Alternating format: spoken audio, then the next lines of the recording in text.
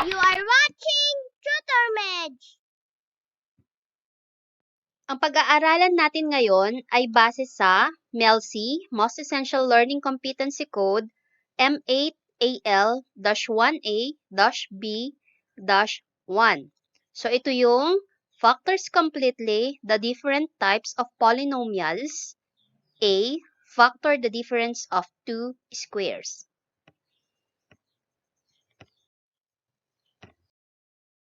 So, bago natin simulan ang ating topic, balikan muna natin yung product of the sum and difference of two terms. Ano nga ba yung mga rules in multiplying integers? So, kapag mag-multiply tayo ng dalawang positive integers, ang result ay positive. Kapag naman nag-multiply tayo ng dalawang negative integers, ang result ay positive. Sa madaling sabi, kapag pareho ang sign ng integers na minumultiply natin, ang result ay positive. Next, paano naman kung magkaiba sila ng sign? So, pag meron tayong positive integer multiplied to negative integer, ang result ay negative. Kung meron naman tayong negative integer multiplied to a positive integer, ang result ay negative. So, in short, kapag magkaiba ang sign ng minumultiply natin, ang result ay negative.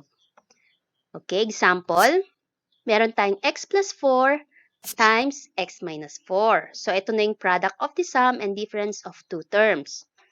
Una, yung mga first terms na x, i-multiply natin together.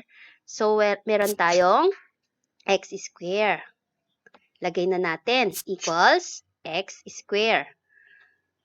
Ngayon, isunod natin yung second terms ng bawat binomial. 4 times 4 equals 16. Ilagay na rin natin sa ating answer. Ngayon, remember, negative times positive, yung operations inside the quantities or inside the binomials, i-multiply natin. So, ito na yung minus. Kaya ang result ng product of x plus 4 and x minus 4 is equal to x square minus 16. O, tandaan natin ang prosesong ito dahil yung lesson natin ngayon ay magiging reverse naman ito. Simulan na natin. Factoring difference of two squares. So, example, 4a square minus 9b square. So, tingnan maigi. Perfect squares itong two terms na nandito sa ating given binomial. So, take note, kung yan ay perfect, pwede na natin kunin ang kanilang mga square root. So, unahin natin si 4a square. Square root of 4a square? Tama, 2a. So, meron tayong 2a at 2a. Ilagay na natin ito sa ating sagot. Yan. Okay? Next. Ano naman ang square root ni 9b square?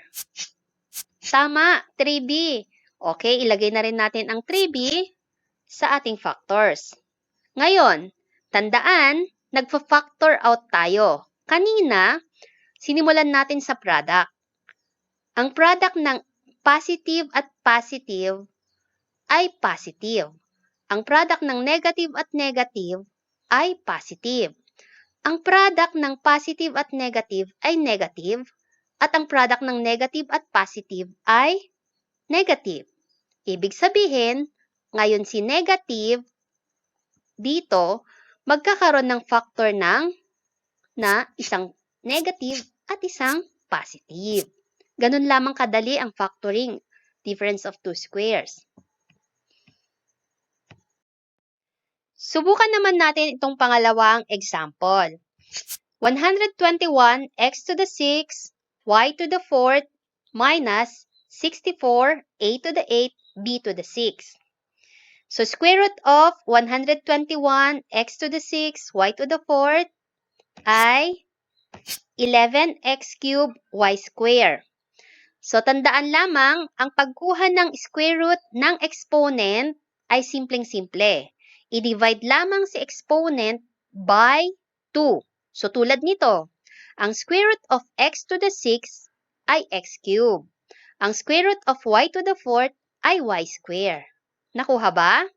Ilagay na natin ito sa ating sagot. 11x cube y square, ganun din sa kabilang factor. Ngayon, kunin naman natin ang square root ng 64, a to the 8, b to the 6. So, square root is 8a to the 4th, b cube. Ilagay na rin natin ito sa ating factors. Ngayon, balikan natin. Take note, dito ay difference of two squares. So, ibig sabihin, yung factor nung minus doon sa loob ay, syempre, isang positive, isang negative. So, ngayon, ang sagot sa 121x to the 6, y to the 4th, minus 64a, 8, b to the 6, ay ang factors 11x cubed, y squared, minus 8a to the 4th, b cubed, times 11x cubed, y squared, plus 8a to the 4th, b cubed. Subukan naman natin ang iyong pagkatuto. Quiz time! Kunin ang factors ng 49m to the 4th minus 169n squared at 225a to the 4th, b to the 8th minus 81a squared, b to the 6th. So, timer starts now.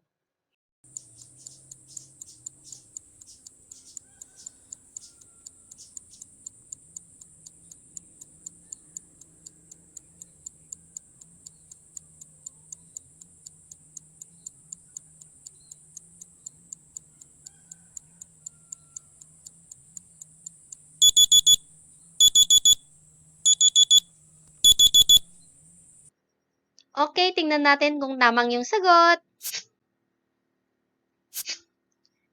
Nakuha ba? Hanggang sa muli!